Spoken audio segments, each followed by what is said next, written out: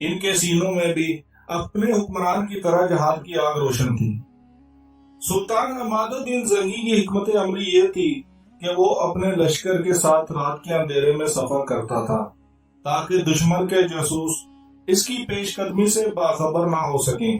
پھر سلطان عماد الدین زنگی اس وقت ڈیسیا کے پاس پہنچا جب جولسن ثانی کے سرحدی سپاہی شراب کے نشے میں ایک دوسرے سے چھیڑ چھاڑ کر رہے تھے۔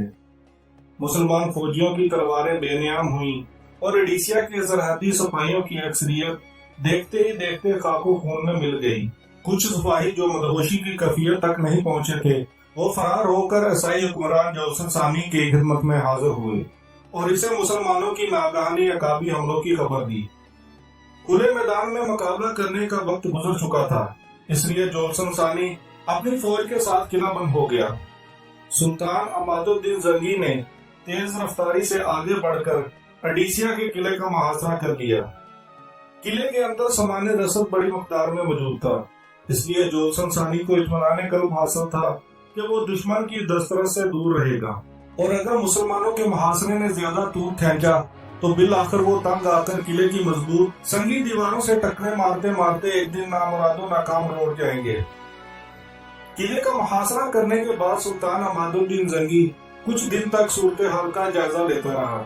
پھر اس نے اسلامی طریقہ جنگ کے مطابق نجم الدین ایوب کو عیسائی حکمران جولسن ثانی کے نام ایک خط دے کر روانہ کیا۔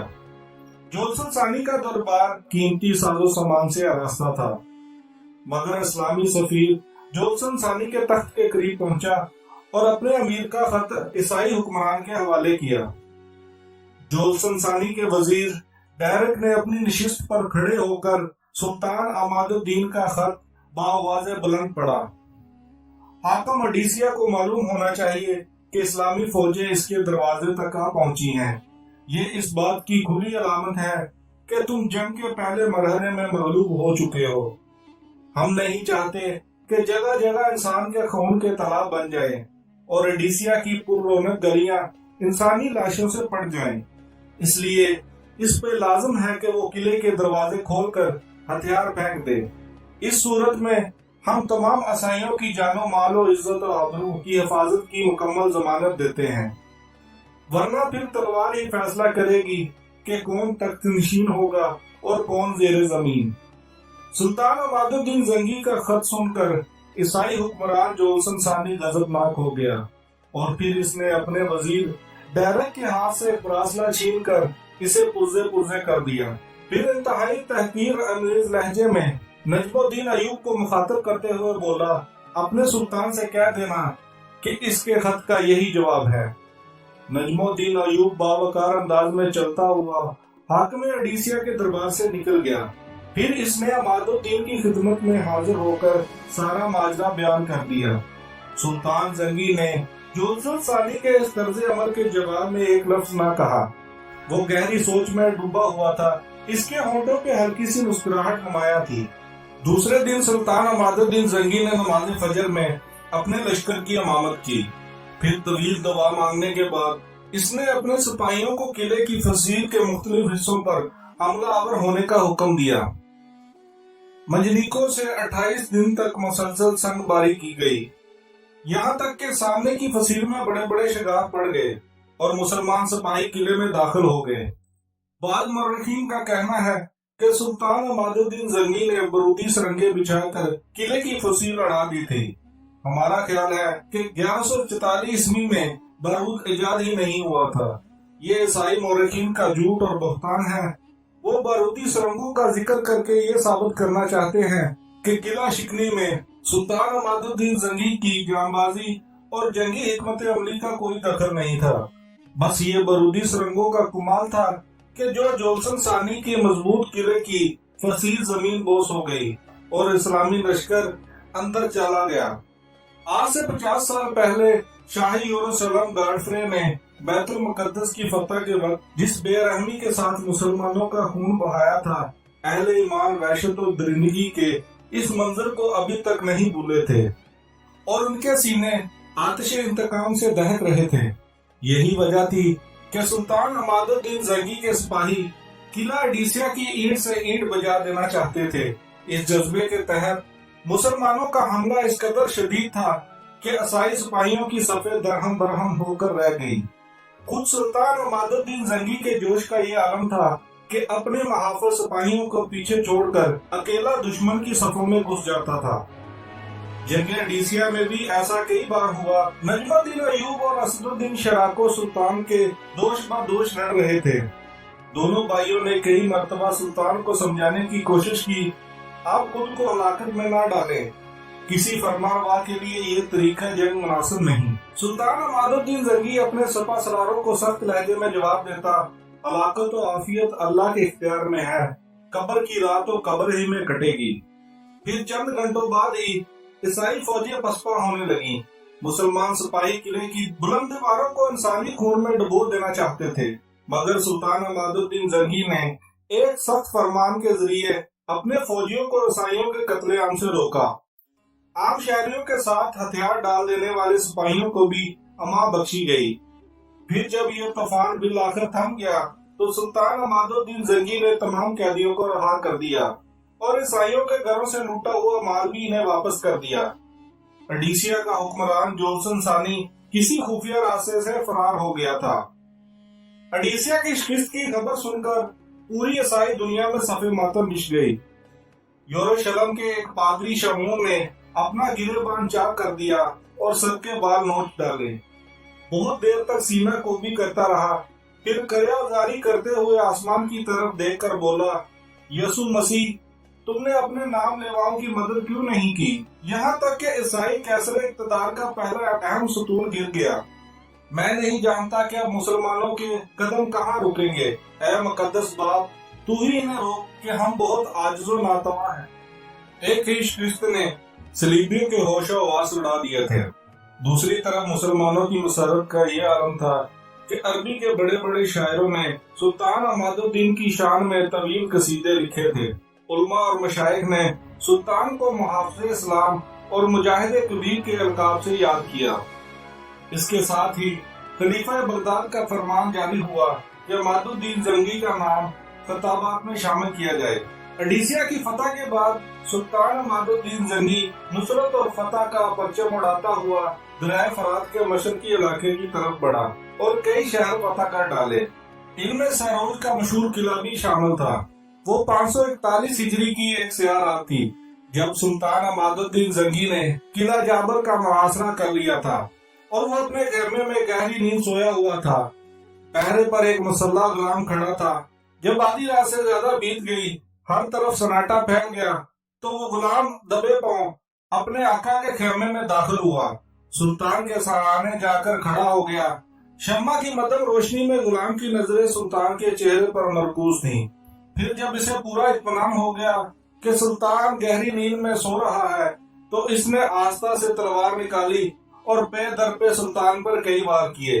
65 साल सुल्तान ने संभलने की बहुत कोशिश की, मगर खून इस कदर ज्यादा बह चुका था कि इमादुद्दीन जंगी की मौत वाक़या हो गई। कातिल गुलाम रात के अंधेरे में फरार हो गया। लोगों का ख्याल है कि किला जाबर के हाकिम ने जरे कसीर देकर सुल्तान के गुलाम को खरीद लिया था, लेकिन हकीकत यह है कि इमादुद्दीन जंगी का वो गुलाम अपने अकीदे के एतबार से बातनी था। वो हसन बिन सबा का पैरोकार था। अगरचे शैतान हसन बिन सबा को मरे हुए काफी अरसा गुजर चुका था, मगर इसके फदाइल दुनिया में फैले हुए थे और मुसलमानों की सफों में शामिल होकर इस्लाम को शदीद नुकसान पहुंचा रहे थे। सुल्तान इमादुद्दीन जंगी की शहादत की खबर मुसलमानों पर बरक बनकर गिरी। मुहाफ़िज़ इस्लाम और मुजाहिद कबीर की शहादत ने पूरी मिल्लत इस्लामिया को सोगवार बना दिया था। दूसरी तरफ ईसाई दुनिया में जश्न का समा था। सलीबियों की अक्सरियत शराब पीकर रक्स कर रही थी। तमाम गिरजों में खुसूसी बातों के बाद कहा जा रहा था, खुदा ने 2 साल के अंदर ही मुसलमानों से अडीसिया की शिकस्त का इंतकाम ले लिया। शाही यरूशलेम ने अपने दरबारियों से खिताब करते हुए कहा, ये मुकद्दस बाप और इसके बेटे का कहर है जो मुसलमानों पर नाज़िल हुआ है। अब वो जिंदगी भर सलीबी रियासतों पर बुरी नजर डालने की हिम्मत नहीं करेंगे। सुल्तान इमादुद्दीन जंगी बहुत बहादुर इंसान था। बड़े से बड़े बहादुर भी इससे आंख मिलाकर बात नहीं कर सकते थे। वो अब्दो ज़ाहिद भी था और मुनसफ व आदिल भी, रहम दिल भी था, फिराज व सखी भी। وہ سر بلندی اسلام کے لیے زندہ رہا اور اسی مقصد کی تکمیل کے لیے اپنی جان بھی نذر کر دی۔ سلطان عماد الدین زنگی کا مشہور قول ہے، میں ریشم کے نرم بستر سے گھوڑے کی پشت کو زیادہ پسند کرتا ہوں، دلکش راگ سے جنگ کے شور کو اور زہرا جبین کے میٹھے سروں سے ہتھیار کی جنکار کو زیادہ پسند کرتا ہوں۔ جب سلطان عماد الدین زنگی کی شہادت کی خبر موصل پہنچی تو پورے شہر پر کسی ماتم کدے کا گمان ہونے لگا۔ لوگ روتے ہوئے اپنے گھروں سے شاہراہوں پر نکل آئے۔ وہ سلطان کی دریا دلی اور حیا پروری کا ذکر کر کے زارو قطار رو رہے تھے۔ آج وہ شخص اس دنیا سے رخصت ہو گیا تھا جو ہماری عزت و آبرو اور جان و مال کا محافظ تھا، اور جو راتوں کو اس لیے جاگتا تھا کہ ہم لوگ اپنے گھروں میں سکون کی نیند سو سکے۔ اللہ اس کی قبر کو نور سے بھر دے، وہ ہمارے حق میں بڑا مہربان تھا۔ موصل میں ایک اور گھر تھا جس کے در و دیوار پر ماتم کی فضا چھائی ہوئی تھی۔ یہاں نجم الدین ایوب کی بیوی زبیدہ اور اس کے 4 بیٹے تران شاہ، شمس الدولہ، یوسف اور ملک عادل رہتے تھے۔ سلطان عماد الدین زنگی کی شہادت نے زبیدہ کو اس قدر اضطراب میں مبتلا کر دیا تھا کہ وہ اپنے آنسو پر قابو نہ رکھ سکی تھی۔ ماں کو روتے ہوئے دیکھ کر یوسف یعنی صلاح الدین بھی بے قرار ہو گیا۔ محترم، آپ کیوں روتی ہیں؟ یوسف نے ماں سے دردمندانہ لہجے میں سوال کیا۔ اس وقت اس کی عمر 9 سال تھی۔ ہمارے محسن سلطان عماد الدین زنگی شہید ہو گئے ہیں، زبیدہ نے انتہائی دقت امیز لہجے میں کہا۔ یہ المناک خبر سن کر یوسف بھی اداس ہو گیا اور اسے وہ منظر یاد آنے لگے جب سلطان شہید اس کے ساتھ نہایت شفقت و محبت سے پیش آتا تھا۔ ایک بار عماد الدین زنگی نے موصل میں ایک خصوصی مجلس قرات آراستہ کی تھی اور اس میں کمسن بچوں کو تلاوت قرآن کی دعوت دی گئی تھی۔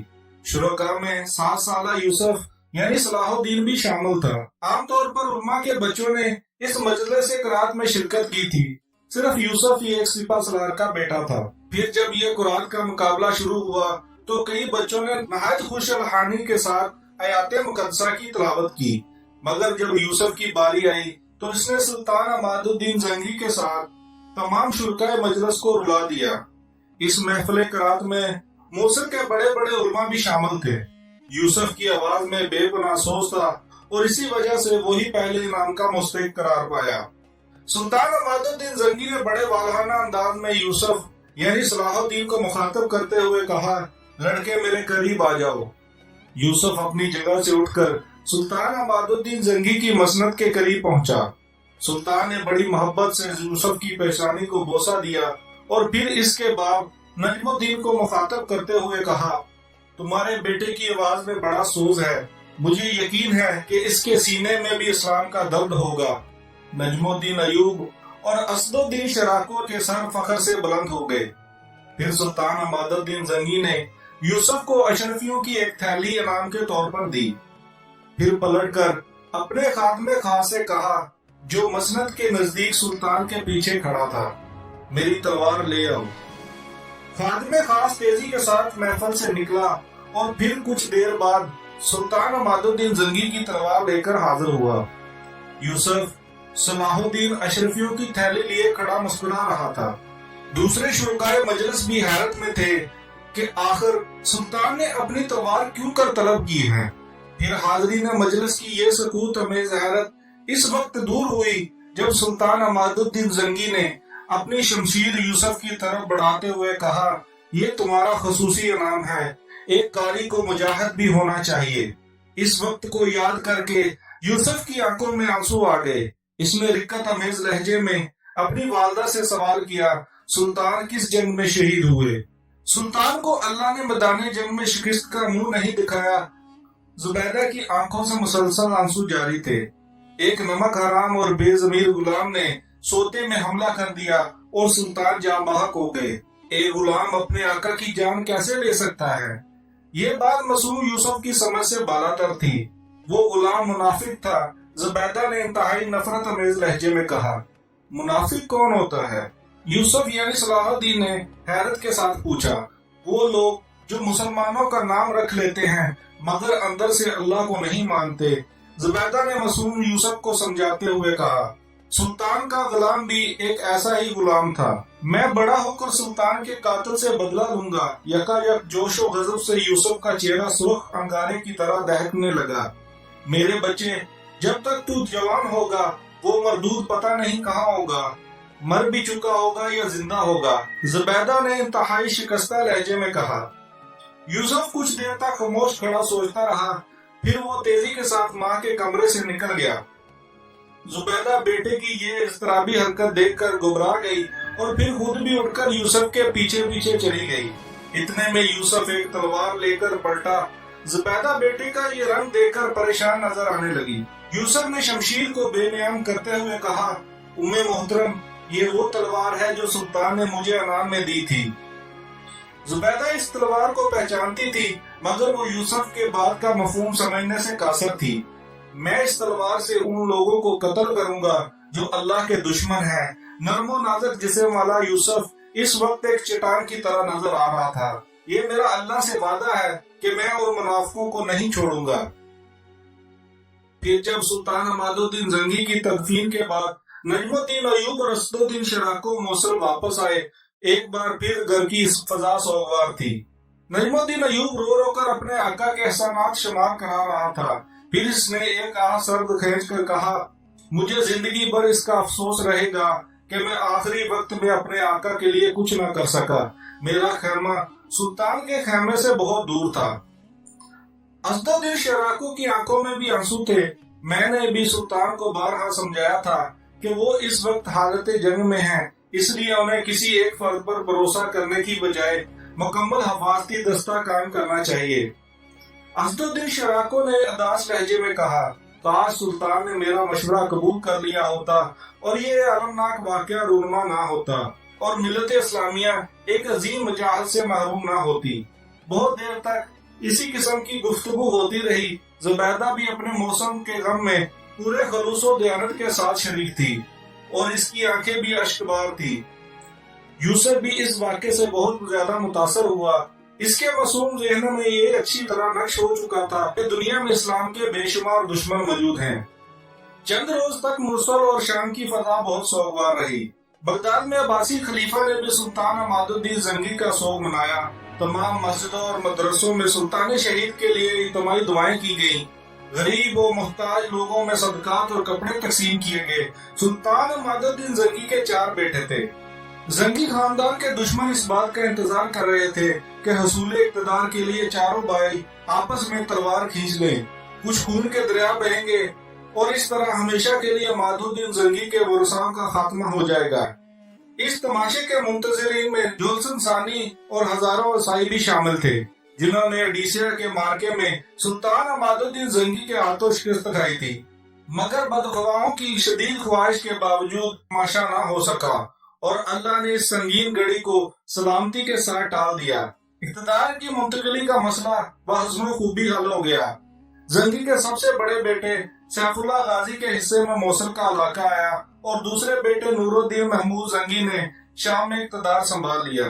عیسائی دنیا نے جس سلطان عماد الدین زنگی کی شہادت پر رقص و شراب کے ساتھ جشن منایا تھا، سلطنت کی اس تقسیم پر بہت زیادہ خوش نظر آ رہے تھے۔ صلیبیوں کے خیال میں زنگی کی فوجی طاقت 2 حصوں میں بٹ گئی تھی، جو عیسائیوں کے لیے انتہائی نیک شگون تھا۔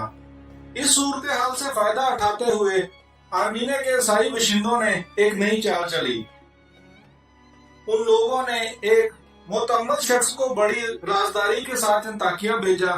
اڈیسیا کی طرح یہ بھی ایک مضبوط عیسائی ریاست تھی۔ اڈیسیا کا حکمران جولسن ثانی فرار ہو کر انطاکیہ چلا گیا تھا۔ جولسن ثانی نے آرمینیا کے معزز باشندوں کی طرف سے بھیجا ہوا خط پورے انحاق کے ساتھ پڑھا، جس میں واضح طور پر لکھا گیا تھا، عظیم جولسن کو معلوم ہونا چاہیے کہ خون خوار عماد الدین زنگی کی سلطنت 2 حصوں میں تقسیم ہو چکی ہے۔ زنگی کے دونوں بیٹے اپنے باپ کی طرح جنگجو اور مرد میدان نہیں ہیں۔ مزید یہ کہ ابھی دونوں بھائی اپنے اپنے انداز میں حکومت کے انتظامات مضبوط کرنے میں مصروف ہیں۔ مقدس باپ اور بیٹے نے صلیب کی سربلندی کے لیے ہمیں ایک اور سرحدی موقع فراہم کیا ہے۔ اس سے پہلے کہ زنگی سلطنت میں استحکام پیدا ہو، آپ بلا تاخیر مسلمانوں سے اڈیسیا کی شکست کا انتقام لے کر اہل صلیب کے دلوں کو قرار اور عیسائیت کو سرخرو ہونے میں موقع فراہم کریں۔ आर्मीनिया के मोअज़्ज़िज़ीन का खत पढ़कर जोल्सन सानी के होंठों पर एक फितनागर यार मुस्कुराहट उभरी। फिर इसने वो खत अंताकिया के हाकिम डेमोराई की तरफ भेजा, जो अपने मजहबी तअस्सुब में शाही यरूशलेम गाडफ्रे और जोल्सन सानी से किसी तरह भी कम नहीं था। डेमोराई ने आर्मीनिया के बाशिंदों की तरफ से भेजे जाने वाली दावतनामे के एक एक हरफ को बहुत गौर से पढ़ा और एडिसिया की शिकस्त खुर्दा हुक्मरान की तरफ सवालिया नजरों से देखते हुए बोला, अजीम जोल्सन, आपका क्या इरादा है? जोल्सन सानी ने इस मौके को गनीमत जाना और डेमोराई के मजहबी जज्बात को भड़काते हुए इंतहाई जज्बाती लहजे में बोला, इसके सिवा मेरी जिंदगी का मकसद नहीं कि सलीब के नाम पर कत्ल हो जाऊं या फिर अपने अजीम पैगंबर की तरह सलीब पर चढ़ा दिया जाऊं। ये कहते कहते जोल्सन सानी बहुत ज्यादा गमज़दा नजर आने लगा और इसकी आंखों से भी हल्की हल्की नमी झलकने लगी। अंताकिया का हाकिम डेमोराई जोल्सन की बात से बहुत ज्यादा मुतासर हुआ। मैं इस सिलसिले में आपकी क्या मदद कर सकता हूँ? शिकस्त खुर्दा जोल्सन के दिल में हुक्मरानी का जज्बा बड़ी शिद्दत के साथ दोबारा करवटें लेने लगा। डेमोराई को जज्बाती पाकर इसने बड़ी यारी के साथ एक और चाल चली। कुछ सिपाही तो मेरे साथ हैं, मगर उनकी तादाद एक बड़ी जंग के लिए काफी नहीं। अगर हाकिम ताकिया अपनी कुछ फौज इनायत कर दें तो मैं दोबारा एडिसिया के किले पर सलीबी परचम लहरा सकता हूँ। कुछ मजहबी जज्बात का इंतशार और कुछ जोल्सन सानी की सहर अंगेज तकरीर का असर, डेमोराई फौरन राजी हो गया और फिर बड़ी राजदारी के साथ एडिसिया पर हमले की मंसूबा साजी होने लगी। सुल्तान अहमदुद्दीन जंगी की सल्तनत दो भाइयों में तकसीम होने के बाद नजमुद्दीन अयूब अपने बीवी बच्चों को लेकर मौसल से शाम चला गया, जो सुल्तान नूरुद्दीन जंगी के हिस्से में आई थी। नजमुद्दीन अयूब को सुल्तान अहमदुद्दीन जंगी मरहूम के दोनों बेटों सैफुद्दीन गाजी और नूरुद्दीन महमूद से मोहब्बत थी, मगर वो सुल्तान नूरुद्दीन महमूद जंगी से खास अकीदत रखता था और इसकी एक ही वजह थी कि सुल्तान नूरुद्दीन जंगी अपने बड़े भाई के मुकाबले में ज्यादा पाकबाज नौजवान था। सुल्तान नूरुद्दीन जंगी ने भी नजमुद्दीन अयूब की शानदार पजियाराई की और इसे अपनी फौज का सलार बना दिया। इसके साथ ही सुल्तान ने इस वक्त के मशहूर आलम इब्ने अरसून को काजी के ओहदे पर फाइज किया और इन्हें ये जिम्मेदारी भी सौंप दी कि शाम के बड़े बड़े शहरों में दरसगाहें कायम करें ताकि मुसलमानों को तालीम दी जा सके। इब्ने अरसून के काजी होने का सबसे बड़ा फायदा यूसुफ यानी सलाहुद्दीन को पहुंचा। इस वक्त यूसुफ की उम्र 10 साल थी। अगरचे अपने वालिद नजमुद्दीन के असरार पर इसने घोड़सवारी, तीर अंदाजी और शमशीर जनी की तरबियत हासिल करना शुरू कर दी थी, लेकिन हकीकतन इसका दिल किताबों की तरफ मायल था। वो अपना बेशतर वक्त काजी इब्ने अरसून की खिदमत में गुजारता और इनकी तकरीरों को बहुत गौर से सुनता था। अभी सुल्तान नूरुद्दीन जंगी अपनी सल्तनत के इस्तेहकाम में मसरूफ था कि शुबा जसूसों के निगरान अरकम ने सुल्तान को एक परेशान कुन इतला देते हुए कहा, एडिसिया की आजादी खतरे में है। बगोड़ा जोल्सन सानी दोबारा हमले की तैयारी कर रहा है। सुल्तान नूरुद्दीन जंगी ने बड़ी हैरत से ये खबर सुनी। हमारी इतला के मुताबिक बाबा मरहूम ने जोल्सन की कमर हमेशा के लिए तोड़ दी थी, फिर वो अपाहिज इंसान एडिसिया पर यलगार किस तरह कर सकता है? सलीबियों ने इसे नई बैसाखियां दी हैं, अरकम ने वजाहत करते हुए कहा। अंताकिया का हाकिम डेमोराई इसकी पुष्ट पर है। मजीद ये कि आर्मीनिया के ईसाई बाशिंदों ने भी जोल्सन की माली मदद देने का फैसला किया है।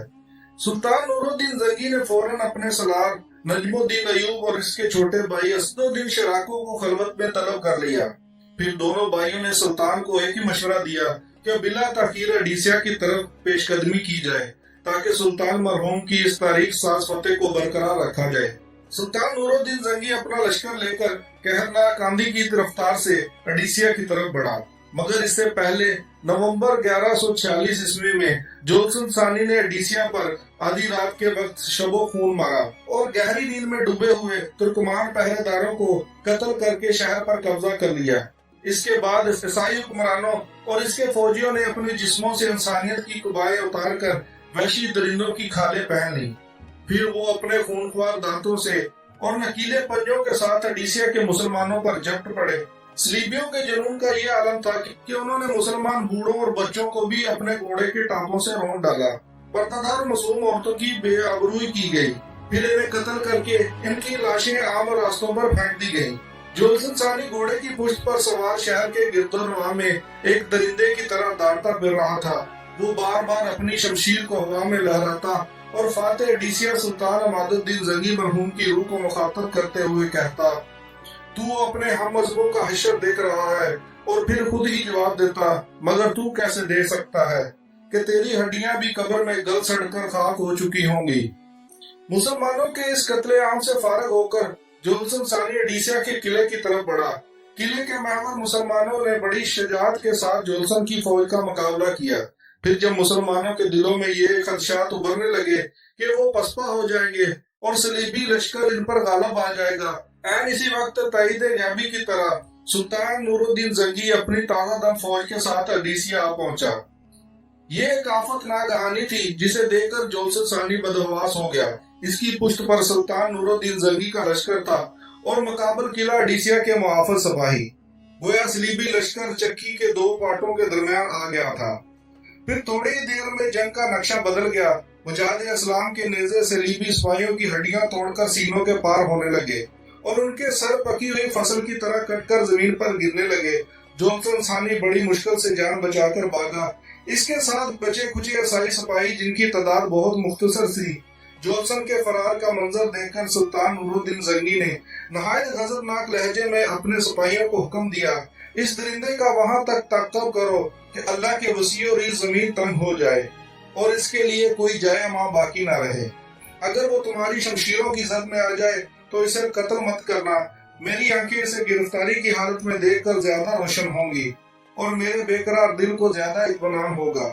اپنے سلطان کا حکم سن کر مجاہدین اسلام عقابوں کی طرح اپنے شکار پر جپٹے اور دریا فرات تک صلیبی لشکر کا تعاقب کیا۔ انجام کار ایک معمولی مزاحمت کے بعد عیسائی سپاہیوں نے ہتھیار ڈال دیے اور جولسن ثانی زندہ گرفتار ہو گیا۔ وہ ارض شام کے باشندوں کے لیے ایک بڑا عجیب دن تھا جب وہ شہر کے عام شاہراہوں پر کھڑے شدید اضطراب کے عالم میں ایک عبرتناک منظر دیکھ رہے تھے۔ مسلمان سپاہی ایڈیسیا کے سابق حکمران جولسن ثانی کو کھینچتے ہوئے دربار شام کی طرف لے جا رہے تھے۔ جولسن کے پیروں میں زنجیریں تھیں اور ذلت کے احساس سے اس کی گردن جھکی ہوئی تھی۔ اہل شام کے غیظ و غضب کا یہ عالم تھا، اگر سلطان نور الدین زنگی کا حکم درمیان میں حائل نہ ہوتا تو وہ اسے سرے عام سنسار کر دیتے۔ پھر بھی ان کے ہونٹوں پر شدید حرف ملامت تھے۔ کوئی کہہ رہا تھا، یہ ہے وہ سورما جس نے بوڑھے اور بچوں کو تہہ تہہ کیا اور کلمہ کو دشیزاؤں کی آبرو ریزی کی۔ کسی نے اپنی نفرت کا اظہار یوں کیا، تجھ پر اللہ کی لعنت ہو۔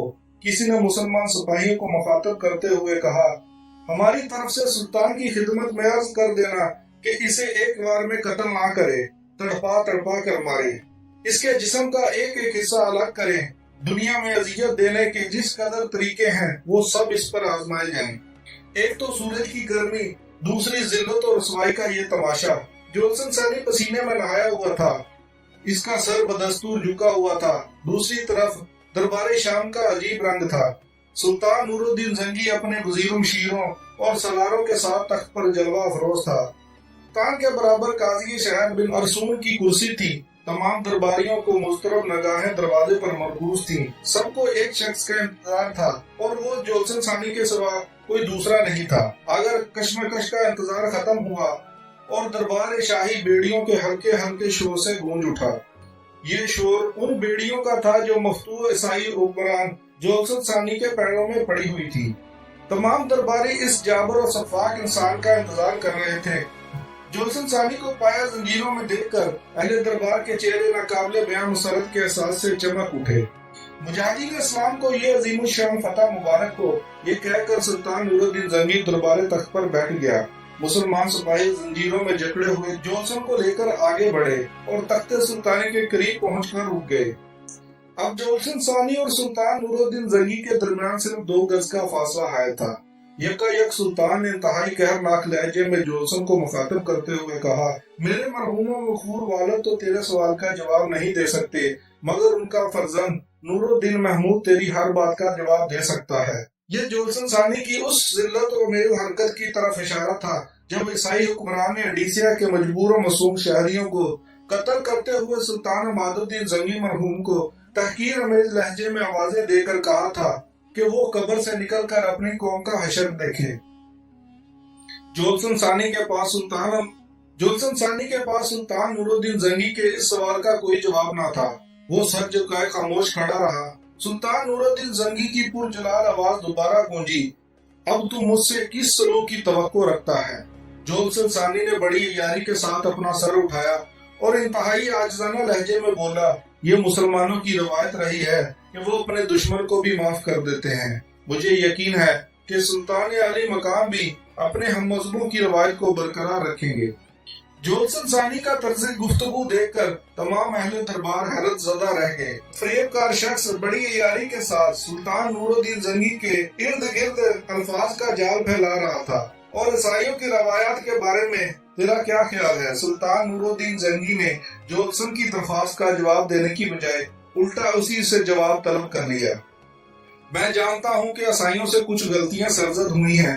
जोल्सन सानी ने एक इंतहाई होशियार शातिर की तरह नई चाल चलते हुए कहा, मगर मैं अपनी कौम के अमाल का जिम्मेदार नहीं हूँ। सुल्तान नूरुद्दीन जंगी बड़े सब्र व तहम्मुल के इंसान थे, मगर जोल्सन सानी की बात सुनकर शोले की तरह भड़क उठे। तेरा अपना नामा माल इन लोगों से कम स्याह नहीं। सुल्तान अली मकाम, मैं अपने इसी स्याह माल नामे का जिक्र करने वाला था कि आपने दरमियान में बात काट दी। जोल्सन सानी ने फितरागर ज़हन ने एक और करवट ली। मैं खुदा को दरमियान में लाकर अपने तमाम साबका गुनाहों से ताईद चाहता हूँ और यकीन दिलाता हूँ कि आइंदा मैं गोशा नशीन राहब की तरह जिंदगी बसर करूंगा और किसी सलीबी जंग में हिस्सा नहीं लूंगा। मुझे माफ कर दिया जाए। सुल्तान ज़िशान का अफ़ू व दरगुज़र इस्लाम की भी शान है और आपकी भी है। दोस्तों, आज के लिए इतना ही। इसी कहानी की अगली किस्त के साथ इंशाल्लाह जल्द हाजिर होंगे। तब तक के लिए अल्लाह निगहबान।